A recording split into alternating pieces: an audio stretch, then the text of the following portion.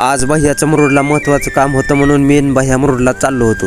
तर नमस्कार, मी आकाश तवले आणि माझ्यासोबत आहे किरण शिंगारे उर्फ भैया साहेब. रस्त्याने जाताना इरणगाव आणि दुधगाव या दोन्ही गावाच्या मधून जाणारी ही आपली तेरणा नदी दिसलेली आणि नदीत भरपूर पाणी आहे, त्यामुळे शेतकऱ्यांना यावर्षी याचा फायदा नक्कीच होणार आहे. दुधगाव मध्ये पोहोचलो तर रस्त्याला पॅच मारायचं काम चाललेलं आणि त्यामुळे रस्त्यावर ट्रॅफिक जाम झालेलं. दुधगाव मधून 5 किलोमीटर अंतर पार केलं की तडवळ्यात पोहोचलो आणि तडवळ्यातून 10 किलोमीटर अंतर पार केलं की डोकीत आणि डोकीतून 16 किलोमीटर अंतर पार केलं की मुरुड मध्ये पोहोचलो. तर हेच ते भैयाचं मुरुड मधलं महत्वाचं काम होतं. 2 खोका अमाऊंट घ्यायची होती, तर पाहुण्यांनी चहा पाणी केलं आणि 2 खोका अमाऊंट भैयानं मोजून घेतली. भैया म्हणला आपण असं पण मुरुड मध्ये आलोय तर जलपरीला जायला लागतंय. तुम्हाला तर सगळ्याला माहितीच आहे, मुरुडचं जलपरी हॉटेल सगळ्या महाराष्ट्रात फेमस झालंय आणि त्याच हॉटेलमध्ये आम्ही पण जेवण करायला आलेलो. हॉटेल जलपरीचे सर्व रविदादा काळे यांची भेट झाली आणि त्यांचेच मोठे बंधू राज बप्पाची पण भेट झाली. तिथून मग 2 डहारा थाळीची ऑर्डर दिली आणि ऑर्डर 10 मिनिटात आली. जेवण 1 नंबर होतं, त्यामुळे जेवणाचा बुक्काच पाडून टाकला. आता जेवण तर पोट भरून केलेलं, पण इकडे गाडी म्हणत होती मालक आता तुम्ही दोघांनी तर पोट भरून खाल्लंय, पण माझं काहीतरी बघा म्हणून गाडीमध्ये पण पेट्रोल टाकून घेतलेलं. ट्रॅक्टर डोकीच्या कारखान्याला ऊस घेऊन चाललेलं आणि लेबरने एका रेषेत आणि भरपूर ऊस टेलर मध्ये रचलेला.